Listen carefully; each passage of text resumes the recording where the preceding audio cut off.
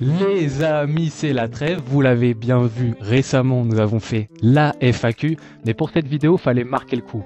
Pourquoi? Parce que vous êtes en face de la 200e vidéo de la chaîne et il fallait faire une petite surprise. Et pour la petite surprise, on a invité un autre créateur contenu sur YouTube, un autre pro du FC Barcelone, Monsieur Wide, qui nous arrive tout droit du Bénin, mesdames et messieurs.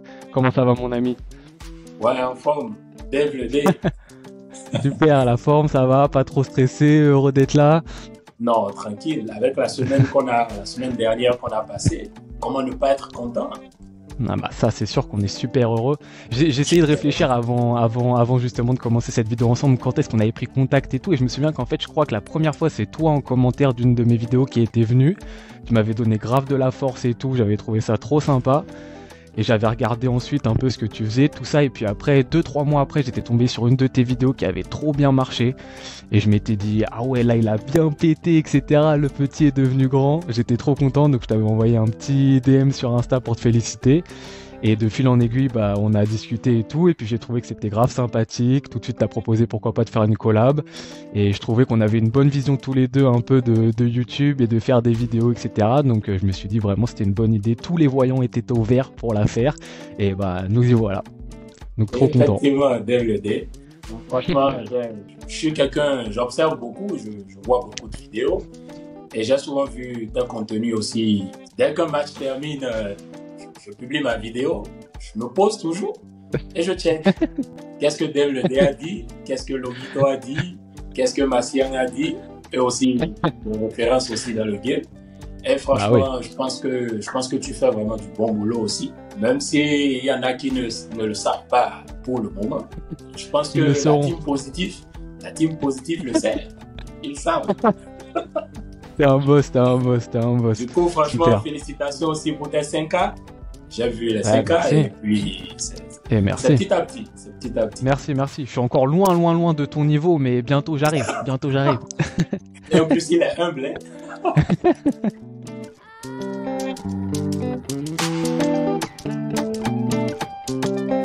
Moi, j'avais envie de te poser la question, même si bien évidemment la saison n'est pas finie pour le FC Barcelone et que c'est difficile de faire des bilans globaux alors qu'il reste encore des matchs. Mais déjà, un peu la question c'était, est-ce que on peut encore avoir un bilan positif jusqu'à cette fin de saison? Quel bilan est-ce que tu fais déjà actuellement aujourd'hui du Barça? Est-ce que par rapport toi à tes attentes en tout début de saison, ça correspond à ce que tu voulais? Est-ce que tu es un petit peu déçu? Est-ce que tu penses qu'on peut encore la sauver justement cette saison, avoir un bilan positif? Et si oui, comment? Donc voilà, on va interagir là-dessus, etc.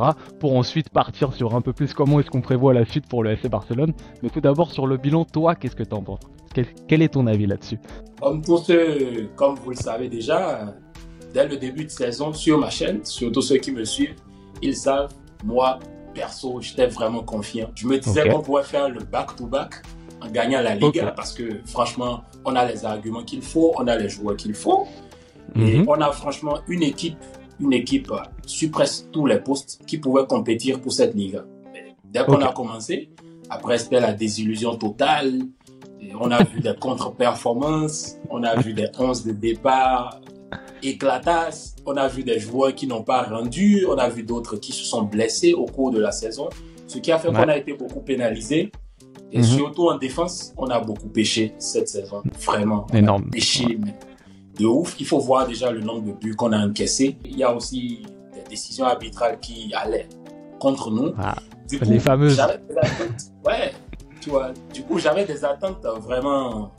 grandes attentes concernant cette équipe, mais pour le moment, surtout sur le dernier mois, il y a quand même un changement positif, surtout point de vue défense, et on voit des joueurs qui veulent vraiment mouiller le maillot, qui sont prêts à mourir sur le terrain, qui sont prêts à laisser l'âme sur le terrain. Concernant la Liga, je reste toujours pessimiste, bien qu'on soit de la team positive, je pense clairement que Madrid est supérieur et qu'ils ne vont pas lâcher l'affaire ce soir. Hyper difficile.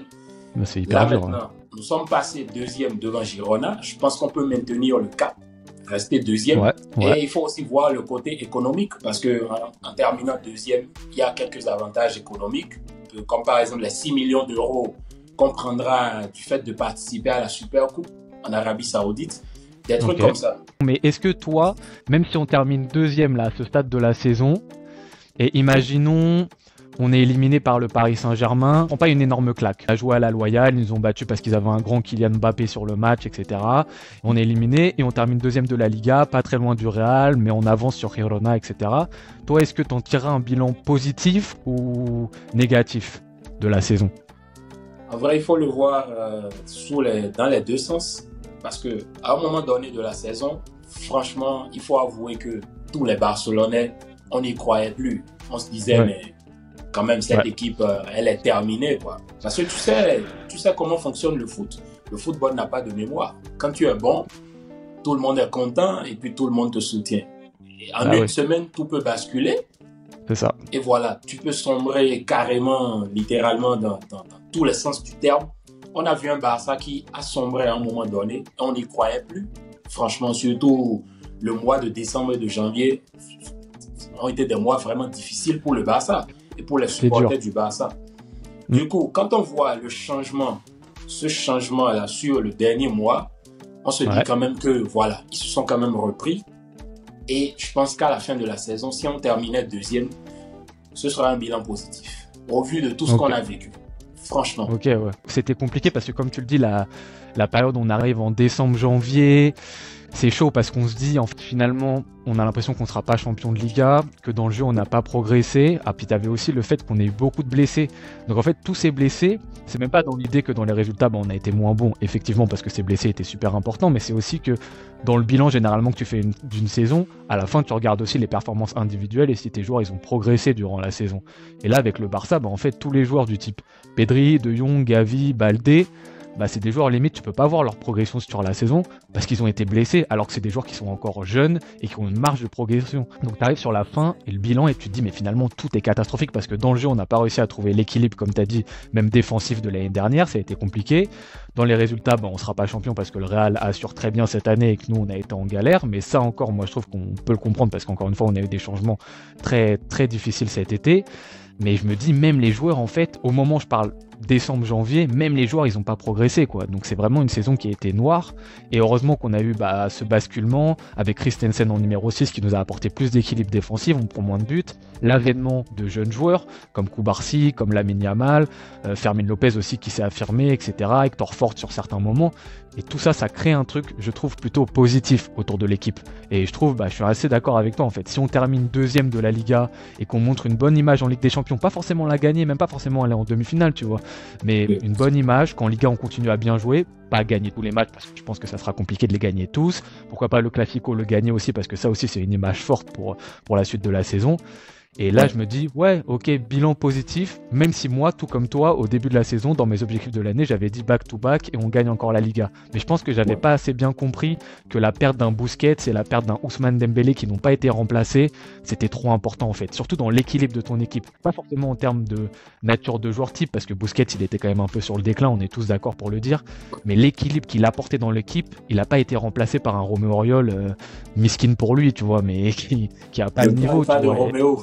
Ouais, voilà, tu vois, c'est compliqué, mais ça, des fois, les gens, ils ont du mal à le comprendre, et tu sais, exactement comme tu l'as très bien dit, d'une semaine à l'autre, t'oublies, et ça va beaucoup trop vite, mais encore une fois, moi, j'étais là, faut être patient avec Xavi, dans le sens où il essaye de trouver justement quelque chose pour faire en sorte que ce Busquets qui est absent, ça se voit moins, donc il a essayé De Jong tout seul, il a essayé Roméo tout seul, il a essayé De Jong Pedri, De Jong Gavi, De Jong Gundogan, au bout d'un moment, il essaye, mais faut les essayer plusieurs fois aussi, ces situations, ces doubles pivots, parce que tu vas pas faire un bilan au bout d'un seul match, donc tu es obligé d'essayer, ça prend du temps. Il aura mis 4-5 mois à le trouver avec Christensen, et encore c'est pas parfait, ce qu'on voit du Barça c'est pas encore parfait, mais je me dis que bon, c'est pas trop mal par rapport à là où on part, quoi. On reste un club qui est en difficulté, donc voilà, moi c'est mon avis. Voilà, si on finit deuxième, qu'on continue à bien jouer sur cette Liga et qu'on n'est pas ridicule en Ligue des Champions, parce que ça importe, je trouve que ça sera plutôt un bilan positif en fait finalement.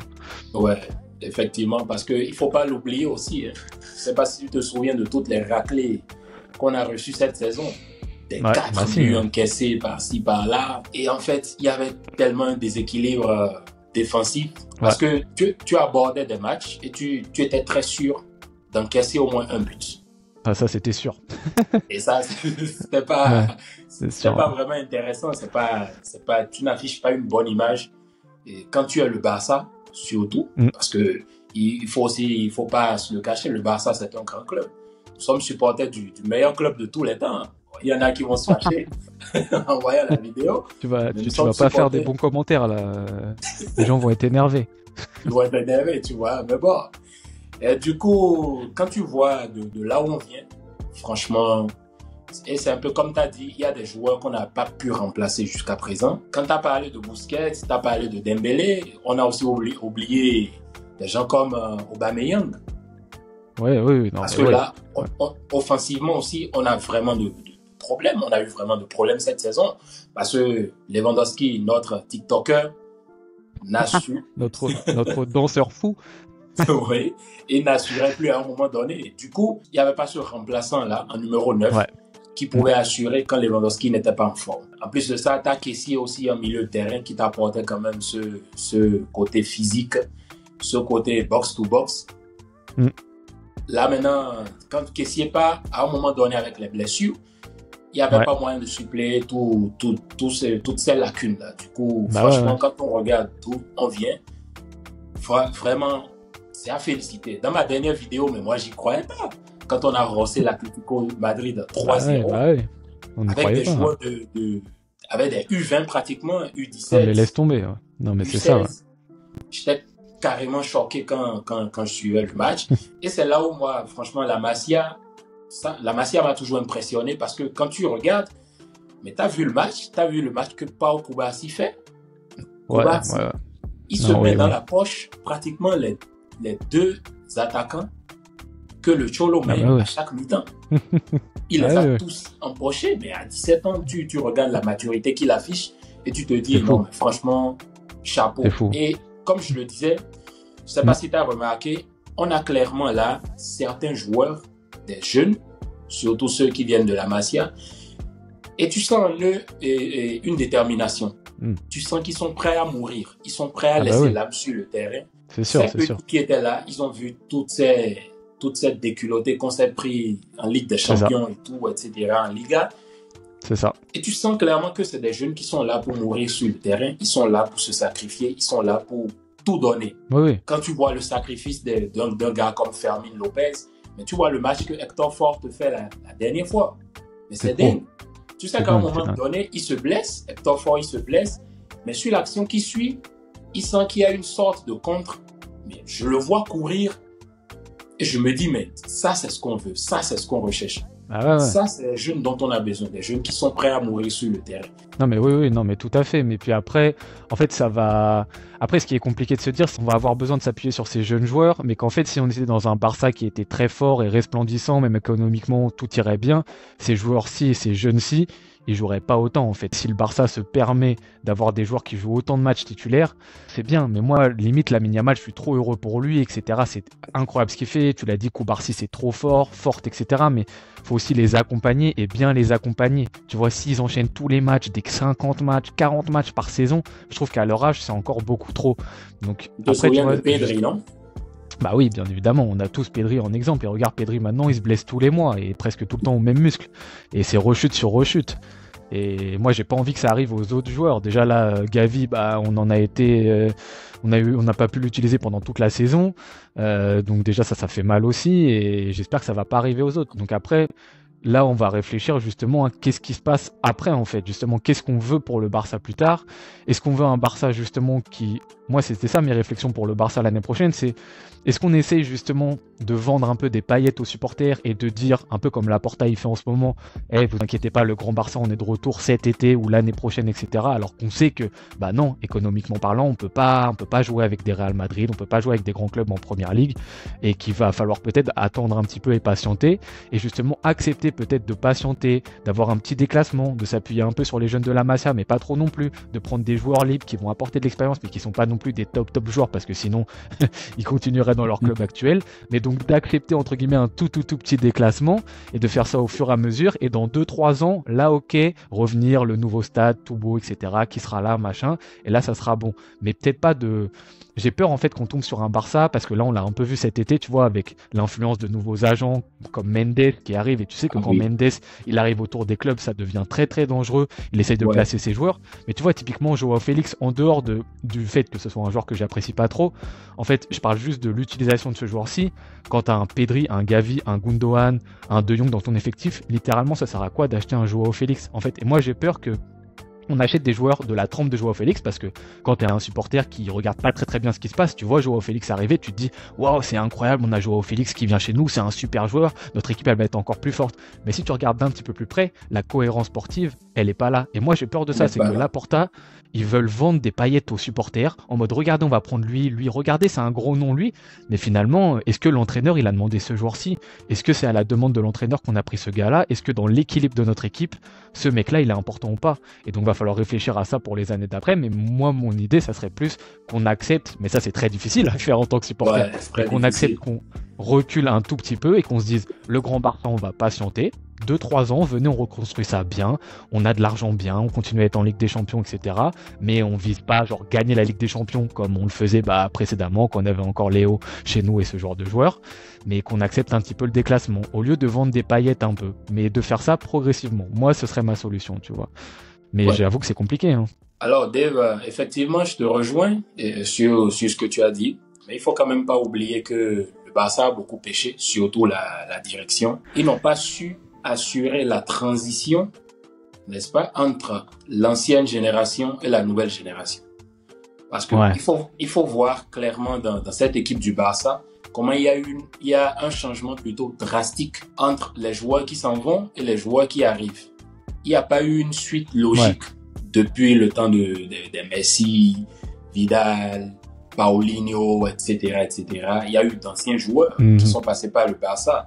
Suarez, on a eu Coutinho aussi qui était là. En fait, il n'y a pas vraiment eu une cohérence sportive dans la transition générationnelle au Barça. Par exemple, quand tu prends des équipes comme le Bayern Munich, tu prends des équipes comme le Real Madrid, tu vois, il y a toujours un vétéran qui coach un nouveau joueur qui arrive. Et le joueur il s'incorpore petit à petit, on lui donne des minutes, une sorte de transition jusqu'à ce que le vétéran s'en aille et que le jeune maintenant s'installe en tant que titulaire dans l'équipe. C'est un peu ce qui s'est passé à Madrid avec des gars comme Ramos et des gars comme Varane qui ont été remplacés mais sans problème, par exemple en défense centrale, et rien ne s'est passé. Au milieu de terrain aussi, c'est la même chose. On voit Modric qui est sortant, en train de se faire. Modric qui s'en va et qui commence à accepter le fait qu'il ne soit plus une pièce fondamentale de cette équipe de Madrid.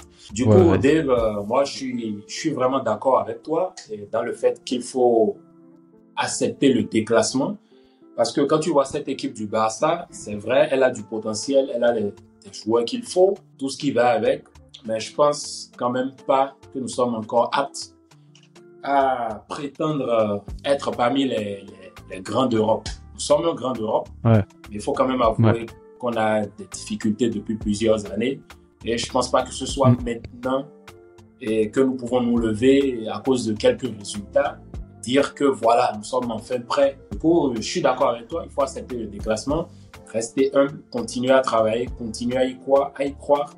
Et dans quelques années, je pense que le Barça pourrait prétendre à l'élite. On sera de retour en forme, c'est ça. Ah ouais, toujours la team positive. Après, c'est ça, tu rejoins la team positive. Pour rentrer dans un élan positif, en fait, il faut accepter que oui, genre, je veux pas dire par là, on joue l'Europa League et on essaye de viser la 5e place de Liga, mais qu'on se dise que oui, on fait pas partie des 4-5 gros favoris de Ligue des Champions, et s'attarder plus sur des joueurs pas forcément paillettes, des joueurs peut-être un petit peu moins connus, leurs noms on les connaît peut-être moins, mais qui serviront pour le prochain coach et qui apporteront un vrai équilibre à cette équipe pour fournir un effectif de qualité qui est des jeunes mais qui est aussi des gens plus âgés pour les accompagner, des joueurs qui seront là s'il y a des blessés, mais que ça soit cohérent sans qu'on achète des joueurs forcément qui ont des noms clinquants où tout le monde va dire waouh, c'est trop stylé qu'on l'ait, mais finalement est-ce que c'est important pour l'équipe et pour l'effectif? On sait pas trop quoi. Et Gundogan en a parlé aussi. Il a dit que des joueurs comme lui, qu'il est là pour apporter son expérience à cette équipe de jeunes joueurs, Et qu'en vrai, leur présence, des joueurs comme lui, Lewandowski, Sergi Roberto, c'est pour apporter ce petit plus-là d'expérience qu'ils ont à ces petits qui sont en train de croître. Ok. Écoute, bah super. Je pense qu'on a fait le tour du sujet. Bah, c'est un grand plaisir pour moi en tout cas d'avoir fait cette première collab à tes côtés. Ça fait super plaisir. T'as géré comme un boss, t'as répondu à ce que je voulais. J'espère que ça plaira aux gens. Ouais, j'espère. Voilà, c'est le plus important. Et n'hésitez pas surtout à aller suivre sa chaîne, les amis. Il fait un super boulot, super réaction en fin de match, super bien approfondi, c'est très calme, c'est très réfléchi. Donc les gars, n'hésitez pas à aller suivre mon ami. Une nouvelle ère de collaboration et de débats enrichissants. Voilà, partager la même passion, on partage la même passion, du coup, on arrive à se comprendre facilement. Et je pense que, j'espère bien que les gens vont aimer, ils vont apprécier. N'oubliez surtout pas de continuer à liker, de partager. C'est ce qui donne la force, en vrai. Parce qu'au final, sans eux, nous ne sommes rien. Bon bah les amis, merci beaucoup d'avoir suivi la vidéo jusqu'au bout. Comme d'habitude, on se retrouve très bientôt. Je vous souhaite bonne journée. On vous souhaite bonne journée, bonne soirée en fond de quand est-ce que vous regardez cette vidéo, les amis. À tout bientôt. Ciao. Peace.